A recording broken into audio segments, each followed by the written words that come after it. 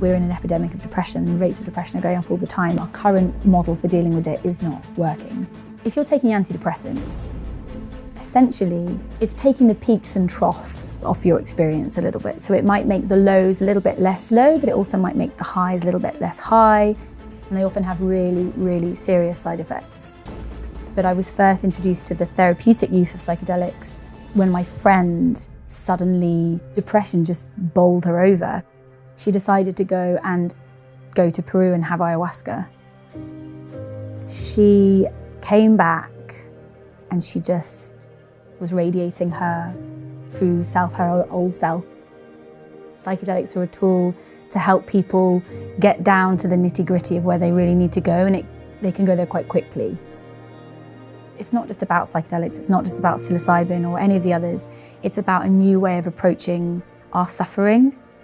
And rather than numbing and taking a tablet, it's about going towards the suffering. They can be the hardest things you've ever done in your life. You can feel so lonely and so scared and petrified. Sometimes people will be going through the most incredible battles within, and they're lying there completely still and you'd never know. Sometimes people are weeping and you think that maybe they're suffering and they're just feeling complete pleasure and joy. Most of the time, the experiences are just absolutely beautiful for people. And these are people that haven't had any pleasure in their lives for years and years. I can't believe I get to do it for my job. It's the most beautiful thing.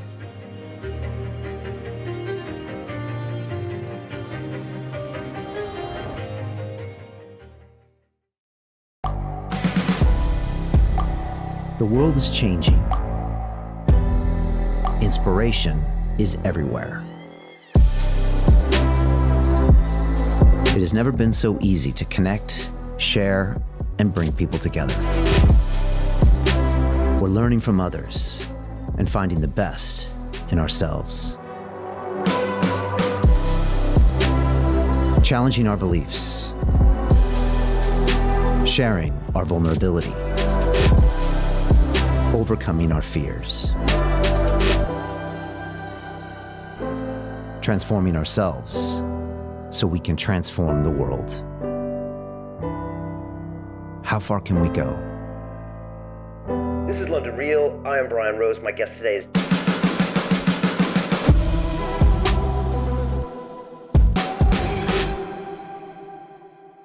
Dr. Rosalind Watts believes that psychedelics can be used as medicine.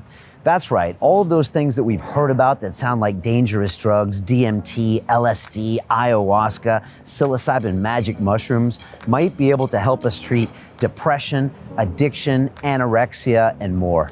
And this is groundbreaking science from Imperial College London, the Center for Psychedelic Research, who has other colleagues of hers like Professor David Nutt and Dr. Rosalind Carhart-Harris, who we've had on the show before. And this is something that London Real is committed to and has been committed to for the past 8 years. Our latest movie, Reconnect, talks about my own ayahuasca ceremonies in Costa Rica and how it changed my life. This is a time for the rebirth of these psychedelic medicines that were demonized in the past, and I believe that they can help us take humanity to the next level and treat a lot of the things that we're using pharmaceutical drugs to attempt to mask the symptoms and not the root cause. And Rosalind is right at the cutting edge of this science. She actually sits with these patients during these 3-hour sessions and holds their hand and guides them through the processes of what it's like to go through a psychedelic experience. And we're big fans of the work that's being done at the Center for Psychedelic Research. We are donors to them here at London Real. And I know that this episode is going to blow your mind as to the possibilities that you could experience with using psychedelics to cure some very, very common and dangerous diseases. So sit back and enjoy this incredible conversation with Dr. Rosalind Watts. This is London Real. I am Brian Rose. My guest today is Dr. Rosalind Watts, the scientist, TED speaker, and clinical psychologist at the Center for Psychedelic Research at Imperial College London. Your groundbreaking research utilizes psychedelic medicines such as LSD, magic mushrooms, and DMT, many of which are still illegal, to treat debilitating diseases such as depression, addiction, and anorexia. You work alongside the pioneers, Dr. Rosalind Carhart-Harris and Professor David Nutt, both former guests here, and you have developed a therapeutic framework for the challenging integration process involved when using psychedelics. Roz, welcome to London Real. Thank you. So glad to have you here. I feel like, you're part of like the trifecta over at Imperial doing all these great things. And so thanks for being here. I appreciate it. Also, you've just watched our latest movie, Reconnect, last night. So that's kind of exciting because very few people have. And so I'd love to maybe talk about any themes that come up here. Yes. I've always assumed that people maybe watching this might not know much about psychedelics or even the work you're doing. And so I always think like if my grandma is in Arizona watching this, maybe we start off with kind of a bigger picture. If you ever meet someone on the streets and tell them like, why do you spend your life researching psychedelics? I know you used to work in the NHS. And why do you think they're important? I guess I would probably say that having been a therapist for many years, that talking therapy doesn't always get deep enough, that it is often not effective enough for people, and that psychedelics are a tool to help people get down to the nitty-gritty of where they really need to go, and they can go there quite quickly. And people tend to understand that idea that, it's a catalyst for a deeper process that can make a therapy more effective. Okay. And we're kind of used to that traditional therapy route where if someone has kind of a problem, they go and they speak to a therapist that can be years where they kind of try to walk them through what blockages and past traumas, and you were part of that business for a while. Yes, okay. Yes. And I guess what happens is people come in and they will tell you their story, the story that they may have been telling for many, many years to themselves, to other people, and actually telling that story over and over again often doesn't help. It doesn't lead to any change. They might feel better temporarily that they have someone to listen to that, but they don't feel rid of that story. It stays. Right. And we see that in our study because we're comparing psilocybin with an antidepressant medication, and both groups get kind of talking therapy the whole way through. And we see the difference with the psilocybin group and the antidepressant group is that with the people with the antidepressant group, the story is still there. They might find that the depression is a little bit alleviated, that the symptoms aren't so severe, but the story is still there, and they still, at the last session, they'll be kind of speaking from the same place as they were at the beginning. Right. But with psilocybin, the story completely changes. It's like the story is on this level, it's like a cognitive story, and then they dive deep in, and then they transform. The story is like almost just like fragments, and the story is changed to a new story at the end of the process. So yeah, that's what they can do. When did you first become aware that these might be tools that could be used and that you might want to be involved with? Well, so actually when I went to university, magic mushrooms were legal. So I actually lived above a shop called Amsterdam of London, which was in Birmingham, because I was at university in Birmingham. And so, yeah, we lived above this magic mushroom shop. So it was kind of, at that time, it was what people would use more than alcohol potentially, and some people would use that more. So that's when I was first introduced to it. Okay. But that wasn't really in a therapeutic setting. And also, I think, the mode of doing it ceremonially or therapeutically is so completely different, that in a way it's almost a completely different thing. But I was first introduced to the therapeutic use of psychedelics when my friend went to take ayahuasca. So when I was at university, she was at a different university and she left because she was suddenly, depression just bowled her over. Kind of felt like it kind of came out of nowhere, this really severe depression and anxiety. And she left university, moved home, was really, really struggling. So whereas the rest of our friends, our group of friends were all off doing their thing in different places, she was in crisis. And she decided, after trying lots of different things and therapy and seeing psychiatrists, she decided to go to Peru and have ayahuasca, which at the time I was really, really concerned about and thought it was a really terrible idea. I didn't even know what it was. I couldn't pronounce it. I thought, my sister Googled it and said she might die. And I phoned my friend and said, please don't do this. It's a crazy idea. We can help you. We'll find another way, but don't do this. That was the doctor and psychologist in you saying that. This is like 90s, maybe. So that was, when would it have been? Yeah, a little bit later than that. It would have been like the year 2000, I think. Yeah, around that time. All right. And then, so yeah, I felt like it was dangerous. And that reaction, do you still get that reaction from many Other doctors and psychologists? Yeah. Okay. And is that the official reaction of, say, like the NHS to this stuff? Or? Unfortunately, at the moment, well, it's changing now, but it has been.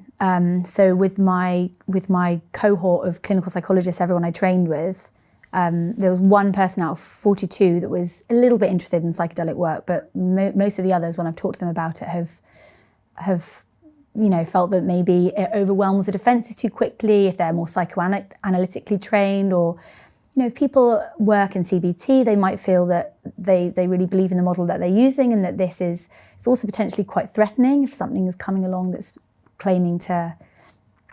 I think part of it is that there's a threat if there's a whole industry around therapy and something's coming along saying, hey, that we're much more effective, that's threatening. Right. But there's also that idea of like the kind of quack saying, hey, I can fix the magic cure, I can fix you in a day. And that quite rightly they're a bit suspicious about that, because they know that trauma takes a long time to heal, and they're protective of their patients, their clients. They don't want them to be fooled into some kind of quackery. Right. And that's what we're really trying to show with our research, that this is real change, this is real, deep, scientifically backed transformational process. Right. Yeah. Okay, so back to 2000, you said don't go. She went anyways. She went anyway. She sold her car, I think, so that she could afford to go. And she came back, and she just, it's the eyes, the light in the eyes when someone is really suffering from depression, and you see the light kind of going out, and that there's that kind of disconnection and flatness, and they try and do something about it, but they just can't. And she came back, and it was like the light switch had been turned back on again, and she just was radiating her true self, her old self, the way she always has been. We grew up together as neighbours. She was just back to her old self, and she's still well now. And so that opened your mind and said, maybe there's something here. Yeah. Okay. Even though your colleagues and cohorts from your class did not feel that way, you were like, yes. let me look into this more? Yeah. Okay. So it took a long time, actually. So she had that experience first of all, but then I knew that had happened, and I was very interested, and I started looking into psychedelic research a little bit more, because it was just about starting up around that time. But then it took for me to be on maternity leave for me to actually have time to really do the research, because after my clinical training, I went straight into the NHS. That's how it works. They pay for you to train, you go into the NHS. And I loved working for the NHS. I loved all my colleagues, but the services were so poorly funded that we were working such long hours and so hard that you would see like 7 or 8 patients a day. So at the end of the day, I'd come home completely exhausted. I certainly wasn't going to open my laptop and do some extra research. I was just trying to kind of keep afloat, really. Okay. So it was only when I was on maternity leave and I suddenly had time. I was being paid my maternity leave, and I was at home with my daughter while I was pregnant, and then I had my daughter, and I was doing lots of breastfeeding at night, and so lots of research when I was breastfeeding, and found it was a article by Michael Pollan called The Trip Treatment. Okay. It's a brilliant summary article, and I was just reading it, and it talked all about the Imperial Research that was happening around the corner, and I emailed Robin, and he replied, and it all just flowed. Wow, life changed there. Yeah. Okay, and so for people that are watching that either struggle with depression or know someone with depression, like you're kind of an expert in depression, and a lot of the work you do is on the depression study at Imperial. I mean, what are some things that maybe people don't understand about depression? Or I guess the typical thing, if you're in America, is you go to your doctor and you say you're depressed, and they write you a prescription. Yeah. So I don't know, what should we know about it? So I think, firstly, there's the medical model understanding of depression, which is that it's a particular disorder and that you can be diagnosed by a doctor, GP, or a psychiatrist. And if you have certain of the symptoms, then you can, you fulfill the criteria for that diagnosis. That's the medical model. That's one way of understanding it. I think that in that model, things that have happened to you in your life, traumatic experiences in your childhood, don't come into it. So the way I understand depression is that everybody that comes to see us, or everybody that contacts us because they want to be part of the study, when they talk about their life, when they feel safe enough to talk about their life, there are things that have happened to them in their childhood that have had lasting impacts on them. I mean, for most of us, for all of us really. But for some people, those events that have happened, those things that have happened have, for whatever reason, we're all wired differently. There's so many different factors at play in how something unfolds. Epigenetics, all of these different factors, but that for some people, those events seem to prevent them from moving forward in their life, and they seem to lead to the development of so if you think about your kind of mental chatter, your ego structure, your default mode network, it can also be called. It's the self-preservation system that we develop to keep us in line, keep us safe. So when things happen to us when we're young, things that feel scary, or just things that make us feel that we're not good enough, often we will develop a self-protection system that is really trying to course correct, trying to make us better, trying to make us more likable, or less likely to be abandoned, or less likely to be bullied. It's a huge factor. So we will develop this internal system which says, don't do this, you've done that wrong, don't do that. And it's this kind of critical inner voice that's trying to keep us in line. So what we develop as a safety mechanism to try and make us better and more safe and be able to be accepted by our peers and our families becomes a harsh prison, because that internal safety mechanism becomes the ruminating voice of never-ending critical, punitive directions. And that is what depression is for many people. It's being they can be in any setting, and they might look like they're okay because they've learned how to smile and be nice and laugh, and but inside what's going on is that the protective system is just attacking them constantly. Wow. Until they feel so hopeless and desperate, because they feel like they're worth nothing, because they're constantly being attacked by that inner voice. Wow. You know this well because you spent many years in the NHS talking to these people every day. So you know this very well. Yeah, I think so. And I guess also, I mean, I'm very lucky that I've never suffered from depression. It's not something I've ever really understood personally, although there have been moments where I've had an insight of what it can feel like, but I've had people very close to me that have suffered it, and so I've been able to see through, what it's like for people when they're waking up all the way through the night, being racked by, I think people think depression is like a passive thing, it's like being sad, and often it's not. It's often there's full of rage towards the self, and it's active, it's struggle, it's not just simple sadness. Simple sadness can be beautiful for people if like, for example, a psychedelic can help someone access that kind of more simple, pure sadness where they can just weep, and that can be a beautiful experience. But depression is more like a very complicated, very muddy, hopeless feeling of constant self-attack. Yeah, it's weird when you say that word depression. Yeah, I always think of, someone's just dull and sad today.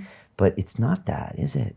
It's this whole tumultuous thing that on the surface looks like they're disconnected. Yeah. But there's actually a very not nice time going on in their brain. Yes, exactly. Wow. Exactly.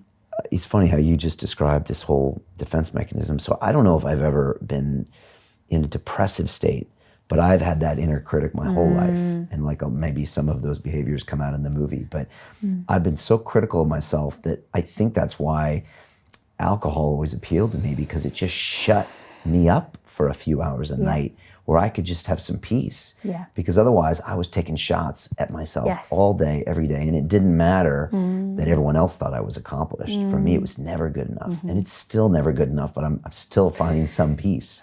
Yeah. And so that was my coping mechanism, not by any means any better than a depressive state. But it's interesting how you talk about a lot of this is childhood trauma related. Do you think it all is?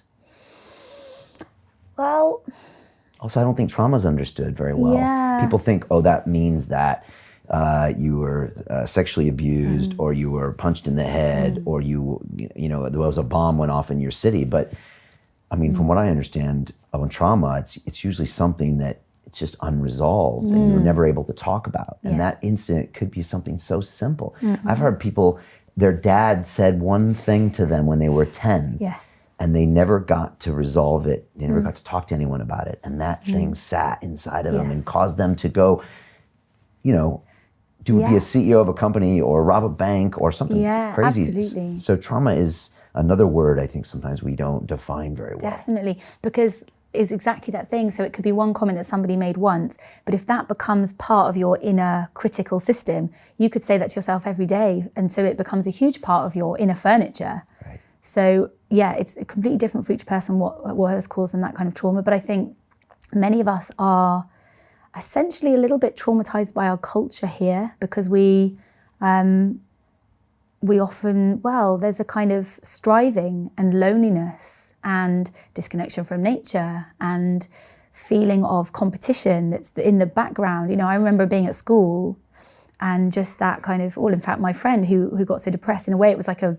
kind of delayed response to what happened in school, which is essentially, you know, this feeling of we must, even though we went to a nice school, it was like, we've got to get good A-level results, otherwise we're going to be failures, you know, we're not going to be able to have a happy life.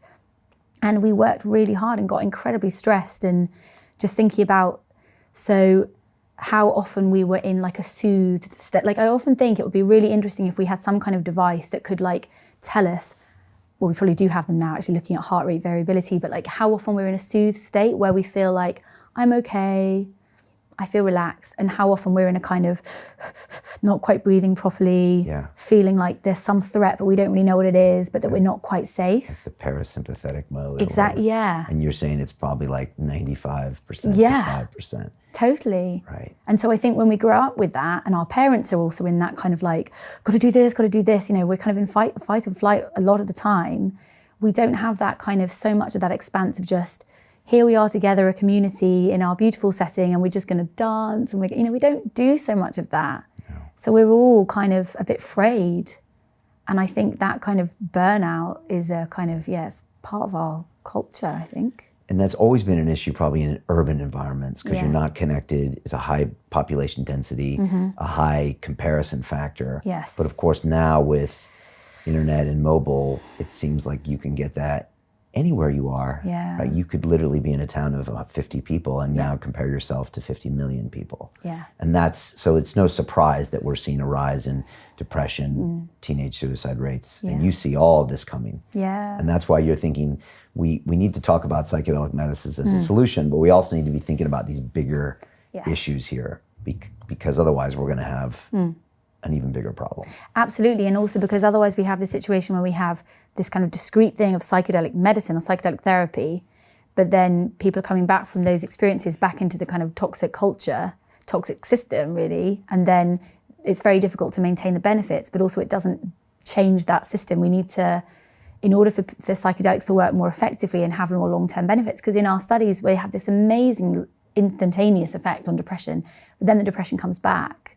And I think that if we were in a different context, that it would be more possible for people to maintain that sense of wellness and connectedness, because they would be in communities that help them foster that, rather than going back to a community or going back to a living environment where the life just kind of drains out of you. You know, you can just feel that kind of that connected feeling just kind of zapping by the day.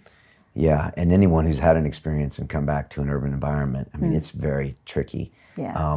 My first ayahuasca experiences were in the old London Real Studios on the sofa. People are always shocked when I say that. But I mean, it was my apartment for a while, my flat. And I remember having to like walk outside after that. And that was really difficult to just go near traffic. Yeah. And even coming back from Costa Rica last year was very difficult. And that was on a very surface level. Yeah. So what's going on with all the psychological cues and the things we don't even notice? And now I'm thinking about my stepdaughter and her private school and how much stress she is as well. And again, I think there's a place for that, but we don't want it consuming these people. And we know it's going that way. Just to like finish up on the trauma and something that Gabor Mate talked a few times with me here, and I think it was in last year I did a movie called Iron Mind, and there was a guy, one of my mentors was John Joseph, and he was, sexually abused in foster care like repeatedly over years.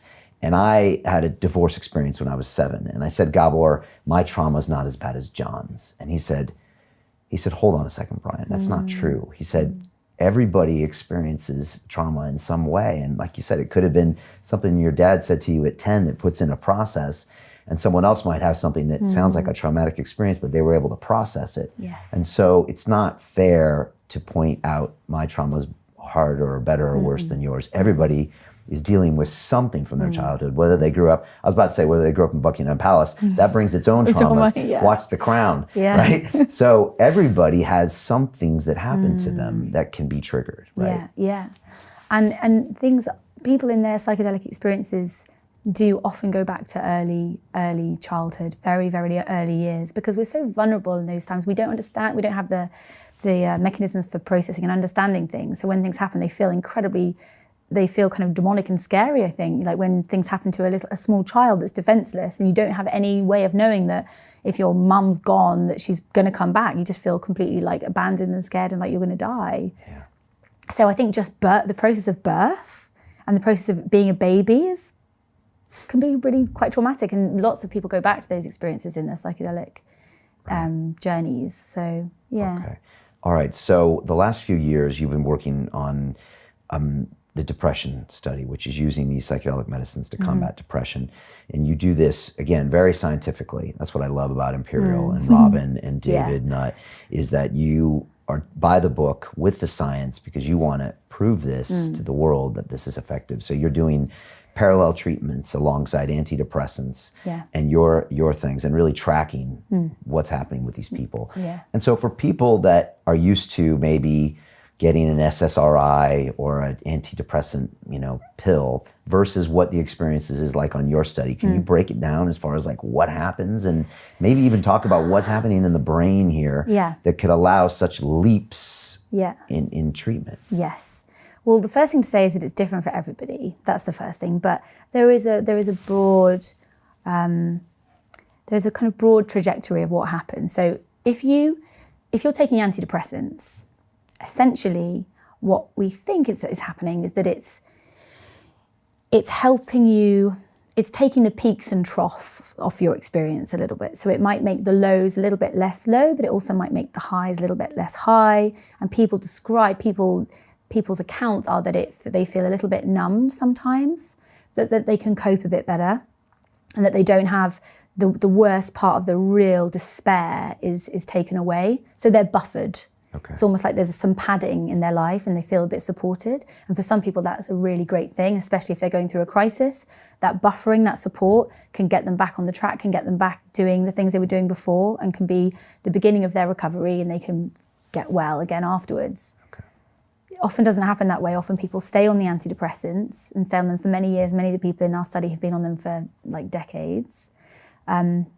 Often one won't work, so the doctor will try them on like 10 different types of antidepressants sometimes, and they often have really, really serious side effects. Such as? Intense agitation, kind of physical symptoms. Sometimes people have like a kind of dry mouth, or they might feel a bit kind of like, like kind of physical, shaky, sleep problems, sex drive, severely limited. Sometimes people feel nausea.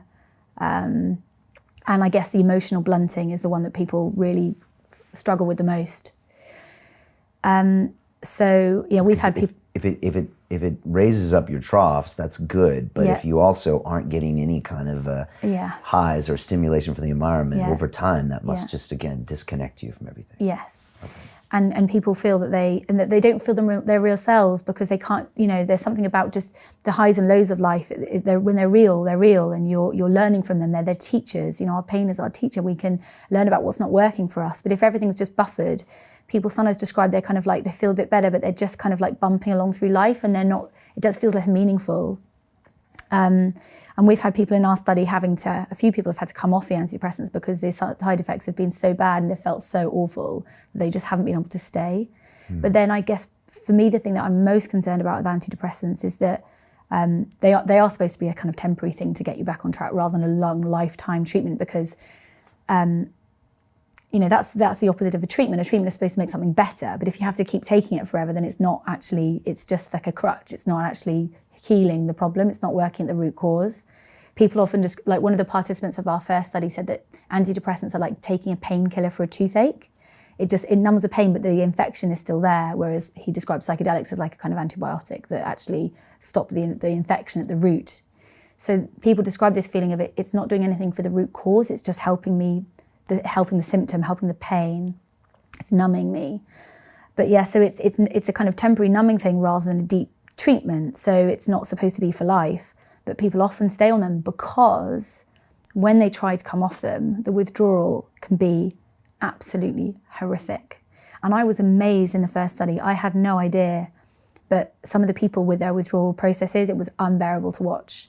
Wetting the bed, electric shocks going off in the brain. It can be really, really tough. And it can be supported with the healthcare professionals can really support people through that. So anyone going through that, I'd urge people to get psychological support and really, stay in contact with their GP and really ask for the help they need, because it requires a lot of courage sometimes. Not always, some people find it okay. But I was surprised, and so I think for many people, because the withdrawal is so hard, they stay on them. Okay. And it's an amazing business model. It's an amazing business model. Unlike the psychedelic business model, which maybe Yes. we'll touch on at the end, Yes, which is kind yes. of a few doses Yeah. of sometimes a plant that Yeah. is not patented. Yes. And whether they're big bad pharma companies or not, I mean, if whether they're bad or not, we don't have to debate. But if someone's going to be taking something for 20 years, then probably people are going to be interested in prescribing them that, Yeah. whether it's intentional or not, or Yeah. complicit or not. And I even know doctors in the States. I mean, writing a prescription is an easy thing to do, right? Yeah, and I think it's often because our mental health services in the UK are completely overrun in the NHS. And so psychiatrists, all the psychiatrists I know are wonderful people that went into that profession to help and to heal. And they have so many people to see. They don't have time to do therapy, and many of them aren't trained to do therapy anyway. All they can do is write prescriptions. And GPs are they're so overwhelmed, with how many people they need to see, the suffering that they see, and I can relate to that. I can remember what it was like in the NHS. If they can write someone a prescription, there's a placebo effect there as well, that someone feels that they've got something. That makes sense, rather than saying, hey, why don't I refer you for talking therapy, when the talking therapy waiting list is like a year. Wow. So it makes sense to give them something at the time when they need it. And maybe for some people it will just help them and nip something in the bud and help them get back on track. But for many people, it's the beginning of a descent into more and more medication. We've had people, my last participant in the study was in her early 20s. She'd been on so many different medications. She'd put on so much weight from all the different medications. And it's only through being in the psilocybin study and like stopping all those medications and all the weight just falling off her, because she feels happy and she knows what she wants to do with it, and she's exercising and feeling good. She looks like a completely different person. Wow. So there is this descent into more and more medication. And so antidepressants, yeah, they definitely have a role for some people, and some people say that they've really saved their life. And if someone is feeling really desperate and taking some pills that are accessible, can stop them from feeling that desperate, they really can save lives. So I'm not saying that they're useless, but just that our use of them has become problematic. Okay. So, and yeah, what we see in the study now is, so the people in the antidepressant condition are, for some of them, the antidepressants give them lots of terrible side effects. They come off, or they feel incredibly depressed still and they just don't work at all. Some of them, they make them feel worse. Some of them, they do work, but when they work in a way that people say, yeah, I suppose I do feel a bit better, but, nothing's really changed in their life. And they don't really know if they want to keep going, because maybe it's like had some negative side effects too, and they don't feel that positive about the treatment. But in the psilocybin condition, it's a completely different paradigm. And it's one that I feel so strongly about, because for me, it's opened my eyes to it's not just about psychedelics, it's not just about psilocybin or any of the others. It's about a new way of approaching our suffering. And rather than numbing and taking a tablet, it's about going towards the suffering. And that's what often happens in a psilocybin experience. So the preparation we do the day before, There's a long screening process, but when someone's been accepted, we do a preparation day the day before. And that's really all about building trust and preparing somebody for something incredibly courageous, because they have to be so willing to sit with things. Well, you know from your experiences, they can be the hardest things you've ever done in your life. They can be, you can feel so lonely and so scared and petrified, all your normal frames of reference are gone. It's so hard to explain what it's like for someone that hasn't done it, but essentially it can be like a kind of battle. It's like a hero's journey for sure, but the dark parts of it can feel very confusing. So, and again, no frame of reference. So you've never been there before. Whereas the other times in your life when you've experienced maybe something so painful, you could, run away from the social situation. You could have a drink. You could watch a movie. You could work out. You could cry. You could take a hot shower. In this situation, you can't. It's right there, and you have to be with it. And if you never have a frame of reference, it's shocking. And that's why people talk about sometimes their first their bad trip, or I was here because they just never expected to deal with this and didn't know how to deal with it. Yeah, because you have to just. There's nothing you can do to stop it, and if you try and stop it, it makes it much, much worse. Right. So resisting it is the real stuff of difficulty. Okay. And so you're briefing the person on this the day before, and you're telling them the same kind of things you're telling me now? Well, so what we do is we talk a lot about the idea of going in and through the experience, and little ways they can, if it does get challenging, how they can accept that challenge and know that challenging experiences can lead to great transformation and amazing benefits afterwards and loads of insight. So that we really encourage people to trust that what's coming up is what they need to see, and trust this idea of an inner healing mechanism, an inner homeostatic principle. I was thinking actually as I was watching your film Reconnect last night, the other word, as well as reconnect, the other word that feels to me really important is rebalance. Because there's something about we get out of balance with our lives in some way, and that the psychedelic experience can rebalance you, and that there is this kind of homeostatic principle at play. So if there's a blockage or something you haven't been looking at, it'll just take you there. And so that can be tough, but we really encourage, the one key factor for the preparation is know that if you're going there and it's really hard, that's in you and you need to go there, and that's how it gets better. So it's gratitude for the opportunity rather than wanting to run away.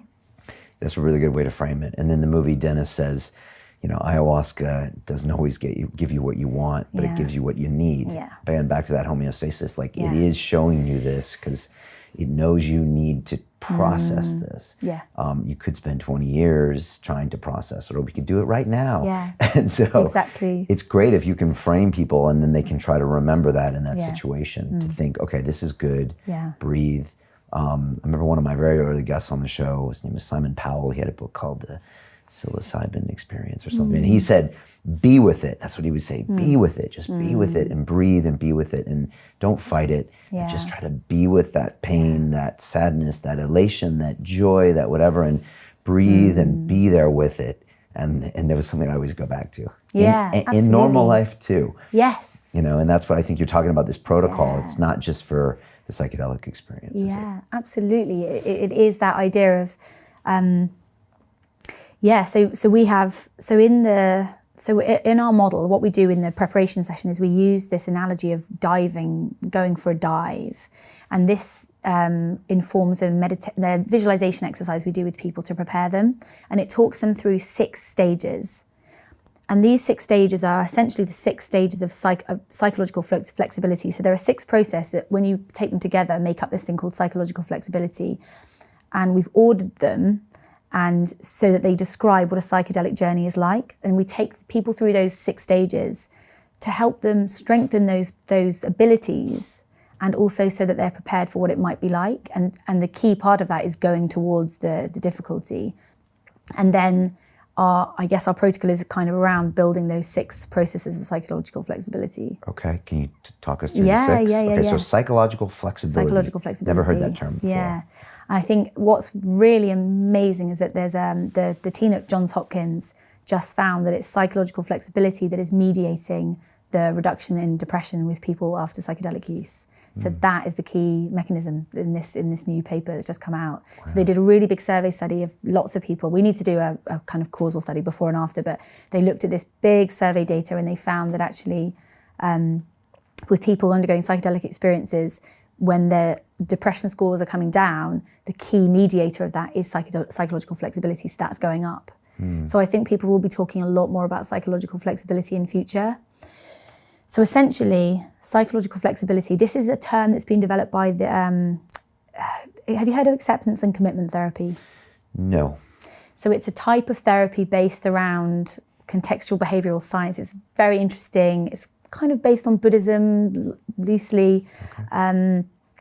And it's a developing mode of therapy which aims to help people recover from whatever they're going through via strengthening psychological flexibility rather than focusing on that particular thing. So rather than focusing on the depression per se or anxiety per se, it's more about building somebody's resources towards psychological flexibility. Psychological flexibility overall is about somebody being able to respond to moment by moment experience with their full self and respond to it in a way that enables them to act in line with their values. So it's like, who am I really? And being able to be yourself with whatever comes up and respond to life. It's basically responding to life flexibly and maintaining your sense of who you are. Okay. So it's not shutting off pain, but it's when pain happens, it's responding to it in a way that enables you to find the best path through so that you can do what you need to do. Okay, which takes some amount of being able to observe yourself in that situation too. So you don't react with the anger, the pain, the whatever. You're able to see yourself in it and then say, how do I respond and be the fullest me? And something I'll be happy with later. Yeah, exactly. Okay. But what's interesting about it is that rather than a cognitive process, a lot of it is happening on an embodied level. Okay. So I'll talk through the 6 processes. So I'll talk it through in the way we talk about it in the study in the psychedelic dive. So the first layer is diffusion. And so for that process, if you imagine a sea, and if you imagine waves, a wavy sea, and that's life. Life with all of the stimulation and all the challenges and all the things we have to do, the busyness, and the waves hit. And so often we feel that we're just like swimming against the tide of the waves, and we're caught in that. And what we do in order to get through that life is we have this internal guidance system, the cognitive ego systems, protective safety system, which tells us, do this, you didn't do that right, do that better, why are you such an idiot, God, blah, blah, blah. All of that stuff that we all have, essentially. I've never met anyone that doesn't have any of it. Well, maybe some very experienced meditators and Buddhist monks, but people that haven't worked with it have got it. It's like the monkey mind. And so diffusing is bringing some awareness to, oh my God, my mind has gone into that bringing awareness, like you say, it's the awareness of it and choosing to defuse from it. So rather than being your thoughts, rather than being lost in that wave of, I'm shit, I'm rubbish, I'm never going to be better, why do I always get everything wrong, nobody likes me, I need to do that, oh, I forgot this. Rather than being caught in that, it's stepping out, looking at that, and choosing to dive beneath the surface of those waves and dive into the body and the senses. So that's step 1, diffusion. Okay. So we ask people to imagine that they've been on a boat and that boats drop them in the middle of the sea and that they go down and they're in those waves. And this is like at the beginning of the psychedelic session, they decide to take those capsules. They choose to take those capsules, it's their choice. And when they take them, they're diving down below that surface of the mind, because psychedelics essentially dissolve those ego structures. They dissolve the default mode network for a while. So that chatter just disappears. So most of the time, it can happen different ways for different people, but essentially it's deactivating that ego mind, and you dive down into the body. So the second process, so one is diffuse, diving down from those waves of mental chatter. The second process is present moment focus and being in your senses. So this one is sense. And that is about bringing awareness to your body, your breath, how your heart feels, how your stomach feels. So to do that one, we ask people to this is all in the preparation day, this visualization exercise. So we say, imagine that you're diving down through the water And as you dive down, imagine that you're diving down from your fingers to your toes, you do a body scan. So as you dive down through that water, you bring your awareness to your tips of your fingers and all the way down through your arms and your head and your heart, and you bring your awareness down through your whole body. You do it a couple of times, and then imagine they're diving down, and that helps people tune into their body and really helps with this process of disengaging from that mental chatter and going into their felt sense. Because this is where we carry our emotions. This is where we carry how we really are feeling. When we're so stuck in our heads, we don't know how we're feeling because we're just in our defense. And we're not in our real tenderness and our real physical, fleshy reality of how it feels to be us. To continue watching the rest of the episode for free, visit our website londonreal.tv or click the link in the description below.